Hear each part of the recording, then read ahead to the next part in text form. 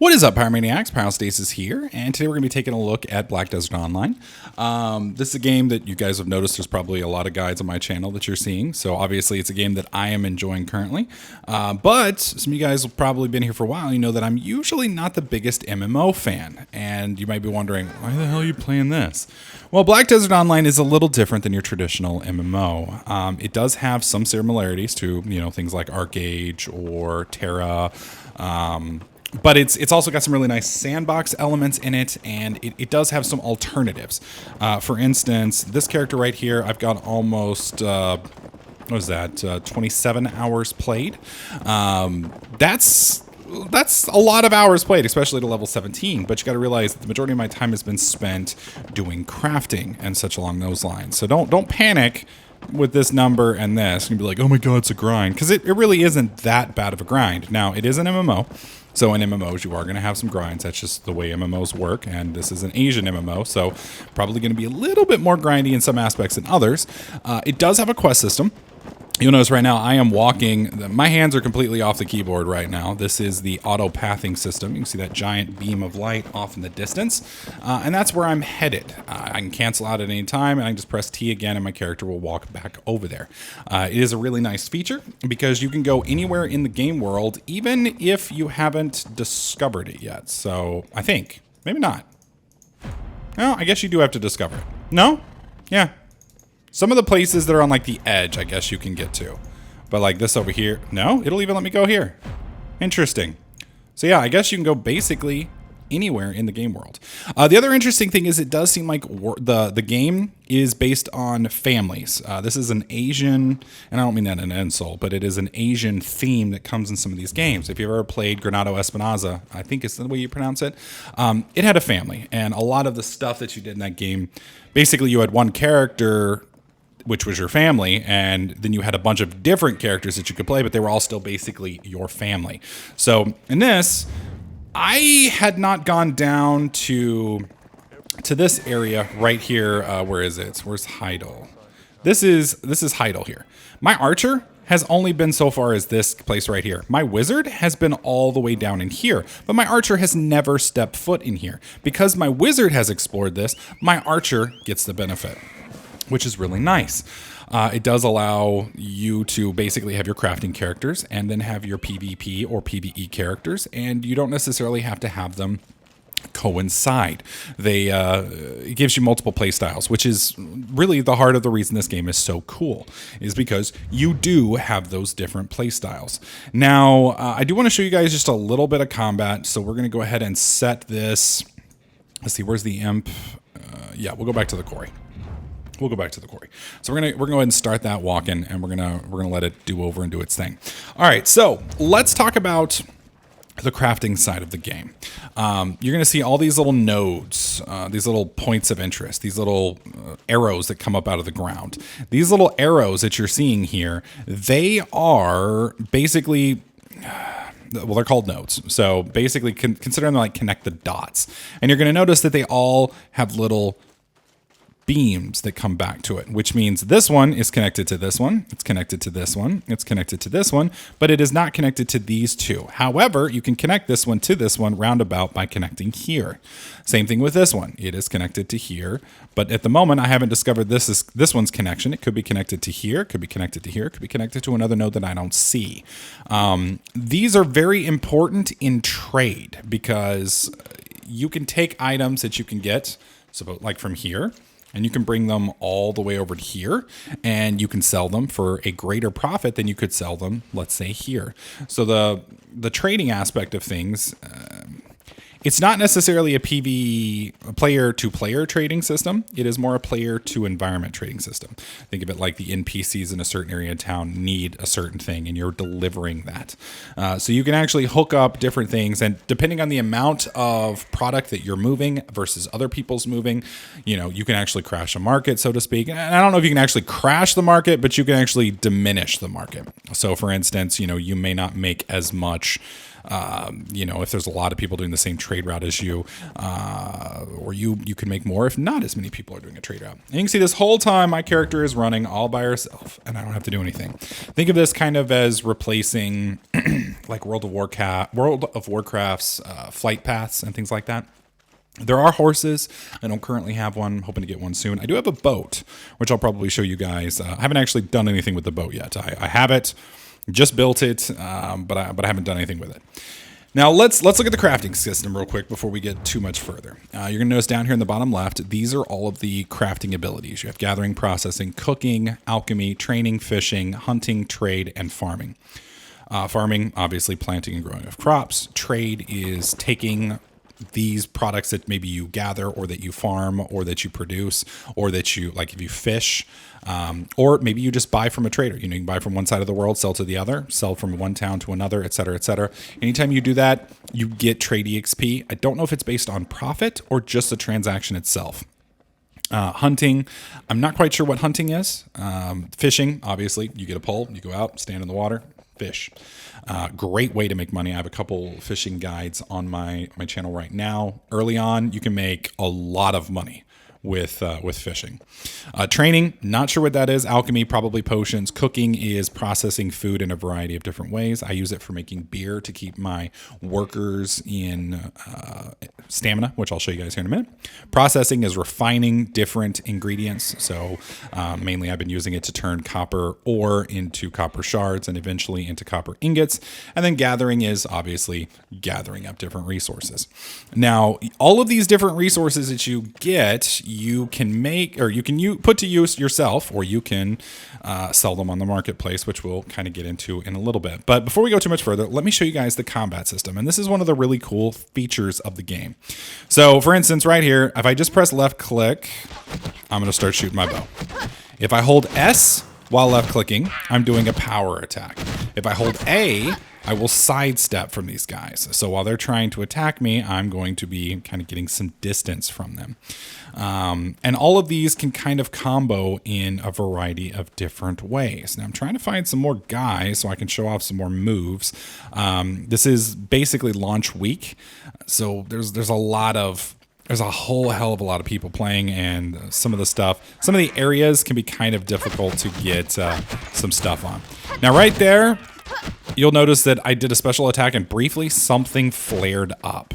Let me see if I can show you guys again. No, he's going to kill that. All right, let's get upstairs. Here we go. All right, did you see that kick? Right after I do that attack, and hang on, we'll try and do it again. You'll see a flash on your screen, and basically that's going to be the combo. I have to hold W and F at the same time, and I'll do, some kind of cool Bruce Lee kick. Now, my character's relatively low level on this character. I have another character. No, not channel shift. It's down here. I have a 27 wizard, which I like a lot. I like my archer as well. Those are my two favorite classes. I haven't tried out the berserker or whatever he's called yet. They look really cool. Oh, I like that kick. That kick is bad as hell. And these monsters don't really, I seem to kill them really quickly. Some of the monsters later on you'll do a lot more fighting with. It'll take a lot longer, and you got to be careful with letting them hit you, et cetera, et cetera. You can notice even these little monsters kind of chew through my health a little bit. All right, so let's go ahead and head on to Heidel so I can, well, no, we'll come back here. It'll give me time to talk. We'll go back to Vela. So the combat system is very unique in the aspect that it's more combo related. So whereas you'll notice I have a bar down here in the bottom, you can put your skills here, but unlike a traditional MMO, you do not have to. You do not have to. You can just trigger your skills passively. So, you press Q, you're going to do an ability. You press E, you do an ability. You hold S while pressing left mouse button, you'll do an ability. Both mouse buttons at the same time, you'll do an ability. And it sounds really complex when you first get into it. It's like, oh my God, I'm going to have to learn all these. It's like playing a damn Street Fighter game. I'm going to have to, get out a damn joystick and do all this shit. Well, it's really not that bad. And part of the reason is you get these abilities slowly over time. So, I'd say every like 2 or 3 levels, sometimes even more than that, you will get one new ability, and then you'll learn that. And they test you, at least in the beginning. You have a bunch of quests that require you to perform certain abilities, which gives you plenty of time to learn them. Plus, right up here on the side of your screen, some people hate this. I like it. It shows you pretty much everything that you're able to do. So it gives you time, to practice and practice and practice, and then it becomes muscle memory and you don't really have to think about it anymore. It is a bit of a bitch when you change characters, but once you get that muscle memory really embedded, it just becomes second nature and you don't even have to think about it, which is really nice because you're not necessarily having to worry about a priority rotation or things like that you might in World of Warcraft. In this, it's, what your big hitting abilities are, what your combos are, and it's just trying to get your combos off as opposed to, maximizing DPS uptime by doing, 1/2 and 3/4 and blah, blah, blah. I like the combat system a lot better. Plus, it's action oriented, so it doesn't feel as robotic. World of Warcraft and games like that do get very robotic over a period of time. So back to where we were with the crafting and such. All of these are ranked. So you can see, I'm a beginner 7 here, but I'm apprentice 1 here.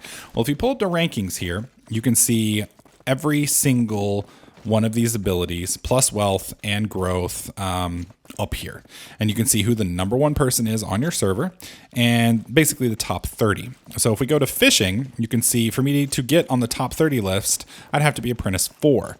I'm apprentice 1 and I'm currently ranked in probably the top, I don't know, 10%, give or take.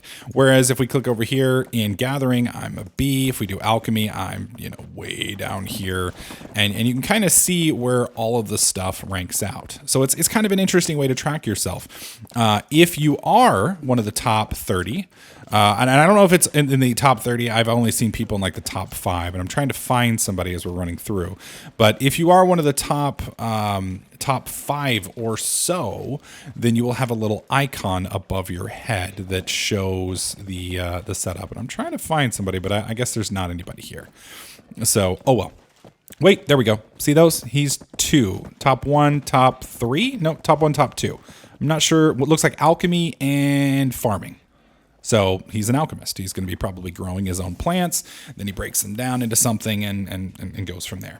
Now, one of the drawbacks to the game, and I kind of understand why they do it. It's the basics of MMOs. If you have an MMO, you're going to have gold farmers, you're going to have gold sellers, people selling and trading money. You cannot trade money to another person. So if I see you in game, I can't give you money. I can't give you items.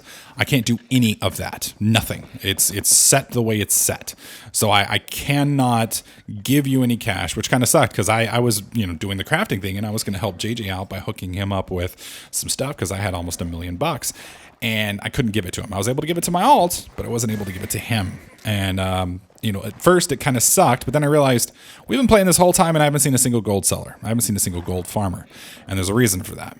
So not only can you not give money, you can't give any items. The only thing you can trade are consumables. And you're thinking, well, that's going to destroy the economy. Well, we'll get to that. This right here is the trading merchant. With the trading merchant, you can kind of see how everything works out here. You can see what he sells and what the prices are, and gives you kind of a general idea. You can also see over here, I have a jeweled embedded stone as something that I can sell if I want to. And you can see right here, I'd make 2,700 for it, and it comes from Coastal Cave. Now, currently, I'm making 100% price guarantee on this, and it looks like I might actually be down 30%. So that means I am only making 30% of what this is actually worth. Notice how it says price is silver 9,000. I'm only making 2,700 on this. The reason I'm only making 2,700 on this, Coastal Cave is right here. Now, Coastal Cave is one of the nodes that I have discovered, but it is not one of the nodes I have invested in. So because I haven't invested in it, it's basically not connected to the network. Think of it that way. So you can see right here, this is my contribution points. I have 2 of 22. I have, however, invested in this node. So if I come over here and get copper and we're trying to sell that, I would make 100% as opposed to 30%. So what this does is it kind of restricts you into specializing. So you can't do everything everywhere. You know, I don't know how many contribution points you can get in the long term, but you will have a pool of credits, and you can eventually will be able to make fairly elaborate trade routes and things like that, but you still have some limitations. Now, I currently over here, right here, you can see I've got these two little things. This is the Imp Cave, and I've discovered this. I've invested 1 point into it, and you can see I have one dude mining here for me. And then if we hit escape, I've got another dude mining over here for me. Both of these guys are mining, and then they will walk back to town with their stuff when they exhaust themselves. Workers can be hired, they can be fired, and they can be trained. So you can see right here, I've got a level 12 giant. You can see his perks right there under skills. Those are the abilities he has. Work speed is how fast he works. Movement speed is how fast he moves from project to town.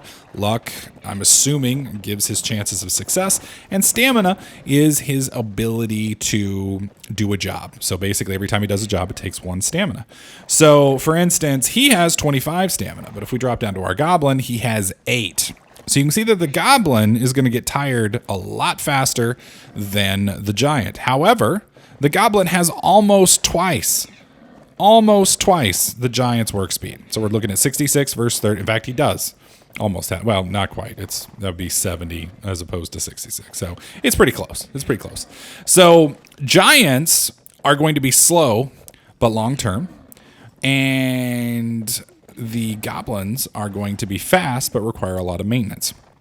So either way, it's kind of a wash in the long run, because you're either going to have to maintain them more, or you're going to have to, check in with them fewer, but make sure that you've got everything set right the first time. Either way, both of them have their benefits and their drawbacks. It just kind of depends on where you're going to go. And you're going to notice that I've got 3 green workers and 1 white worker.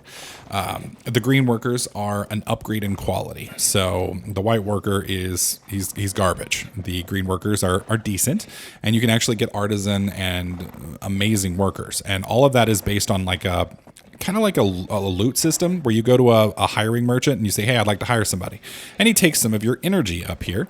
And then he goes, all right, well, I got this guy. And then you're like, okay, I like him when you hire him. Or you say, and you throw him back. If you throw him back, you don't get your energy back. And then you can take another 5 energy and roll for another one. If you get a good one, then you got to have the money to pay for him. And the price difference, that crappy worker might only cost you 1,000 silver. That artisan one might cost you 500,000-600,000.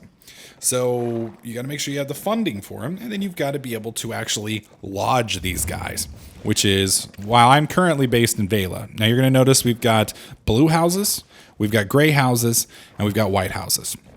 White houses are houses that I have purchased. Blue houses are houses that I can purchase, and black houses are houses that I can't currently purchase. You'll notice that I've got something working right here. I've got a fishing rod that's been building for me. This is a upgraded first real bonus fishing rod that I'm getting. I'm going to be taking my boat out here in a bit, riding out in the open sea and doing some fishing. So you can buy these houses pretty cheaply. The other nice thing about these houses is they are instanced, which means everybody on the server can buy this house. Everybody on the server can buy this house. And by buying different houses, you unlock the rest of these houses. So for instance, you're going to notice this house, when you buy it, there's a little thing that draws that one. That means it then unlocks this house. You buy this one, it unlocks this one, which unlocks this one. And each of these houses have different benefits: carpentry, furniture, residence, storage. Some of them are going to be better for these right here. They're good at lodging. You can upgrade them and make them better lodging, which means you can hire more workers. This one right here is good for storage and good for lodging. I'm currently using it for a residence, but I will be moving that off here in a bit.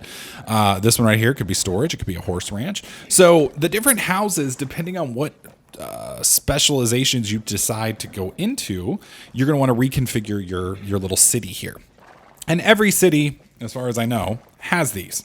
And I'm assuming that certain cities have different benefits. So for instance, if we come over here to Heidel, you can see, holy shit, that's a lot of houses. So, building up Heidel might be a little bit more productive for us. It might be a little bit more productive because you're going to be able to do a lot more here than you can do in the other town. Not only that, but Heidel's a little bit more centrally located. This is more towards the newbie area. Heidel, at least for the moment, at least for the moment, is fairly centrally located. So this, I believe, is the PvP area. I'm not entirely sure. And this is mainly the PvE area. So you get kind of a feel for the game. Like all of this here, all these islands up here. And then you have like the barren lands over to the east, which I think maybe where the castle wars go on. I'm not sure. So don't hold me to that.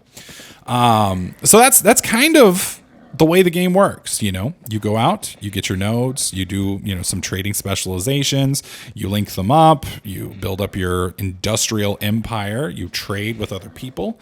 And that comes back to the part where I was telling you earlier, you cannot trade money, you cannot trade items to other people. And you're like, well, how the hell then is the player economy going to work? Well, it's kind of interesting. And this is the part that kills the gold sellers. Because you can't trade and you can't give different people things, it kills the gold sellers. Well, everybody's like, well, isn't there an auction house? I'm like, yeah. I'm like, well, shit, then just put something up really cheap and then somebody can buy it that way and you can basically transfer money that way. Yeah, except that doesn't work. So when we come over here to the marketplace and we pull things up, you're going to see that there's only one listing for each individual item. And you can see the lowest price and the highest price. So let's come over here. Let's click on the weapon. And you can see only one of each of the different types. You're not seeing repeats. Let's click on Kayla's. So you see here, the lowest price is $2,500. The highest price is $50,000. You can make anywhere in that range, but you can't go below the bottom. And the reason for that is gold sellers would take a god sword and put it up on here for 1 cent. You'd buy it real quick and boom, you just traded, you know, that item for a lot of money. They're counting out of that. So the good news about that is it keeps markets like this, like World of Warcraft, etc., from bottoming out. If you've ever done trading in World of Warcraft, then you'll know that things like backpacks and such never get destroyed. So unlike EVE Online, for instance, where if you make a ship and you give it to somebody, that ship's going to blow up. If I make you this piece of armor and I give you this piece of armor, it's never going to get destroyed. You can repair it. You can keep it on your character. You will eventually sell it yourself when you stop, when you out-level it and upgrade. That thing never leaves the market. And the problem with that is it drops the price down to eventually a point where you can make more money basically selling it to an NPC than you can sell it to another player. And cost-wise, it doesn't make you any money. Well, by putting a floor basically on it, a price floor, then you can't do that. At a certain point, it's always going to be worth this amount at the worst. And same thing going with the ceiling, you can't gouge people. So you can't go and buy all of these things right before an expansion drops and then relist them at, you know, a lot of money and kind of screw people over in that route. The problem with that statement is you basically just ruin, to an extent, the player economy. The player economy then at that point is more about fair pricing and actually trading with somebody else as opposed to making a profit. So anybody who's ever done flipping and things like that is going to hate this. But at the same time, it does completely get rid of gold sellers. They're gone. And if players aren't necessarily the people that you're trading with, and you're trading with the NPCs and the trade routes, it becomes more focused on trading with them and building that route up than it is with, you know, working with other players. I'm sorry about that airplane that seems to be dive bombing my house right now. So it is an interesting mechanic. It has its benefits. It has its drawbacks. You know, if you've played Blade and Soul recently, you'll know that you cannot use the chat there because of the amount of gold spammers. There is not a 1 here. So it does have its benefits. It does have its drawbacks. You're going to kind of have to, you know, put your own thoughts into that one. So for me personally, I will admit that, you know, I'm looking forward to the PvP end game. But currently, I am really enjoying the trading empire. You know, it feels almost like a Civilization game or maybe even Minecraft in the aspect that you're building towards something. You know, I want to get a boat, and I just built a little raft. Do I have it on me? Yeah. This right here is my little raft. So I've got this little bitty raft here. Wharf. You need a ship register license. Yeah, that's what I'm trying to do. I may have to figure out how to do this. Anyways, I have my ship license here. Destination can be seen from afar. What is it talking about? Do I have to actually like drop it down here? Right-click, use the ship license, and move to the designated wharf. Talk to the ferry crossing. Okay. I'm not quite sure how it works. I'll have to figure that one out. That's the other problem with this game is it's very, very, very, very, very, very complicated. So a lot of the aspects require a lot of guides and a lot of figuring out. But I built this basic boat. There's upgraded boats. There's even bigger boats. You can set up big trade routes. Same thing with doing trading over land. You've got to get, you start off with maybe a donkey and then move up to a horse-drawn carriage and then finally to like some kind of 16-wheeler type setup. Not really, but you get the idea. So, from the crafting side of things, there's a lot of fun here. There's not, from what I understand, the PvE in-game, not so much. The PvP in-game is supposed to be pretty cool. How it all works, I'm not sure yet. I will be doing another video once we get a little bit further along, and I'll kind of let you guys know. Keep in mind, this is basically my first impressions video where I showcase all this stuff. So, some of the benefits are really cool combat system. Really cool crafting, really cool economy from a PvE standpoint. Some of the cons are not as much PvE content in game. The economy basically is hostile to flipping, no trading, which is kind of also a benefit in the aspect that there's no gold spammers. And I think it's a lot of fun. So for me, I think it's great. I'm enjoying it. You'll kind of have to make up your own opinion. Let me know what you guys think in the comment section below. That is, however, going to do it for my first impressions video. Like I said, I'll have you probably a follow-up video in a couple weeks, and I'll let you guys know what I think about it then. Anyways, guys, that's going to do it. Hopefully you guys liked it. If you did, slap that like button. Make sure you subscribe, and I'll catch you guys in the next clip.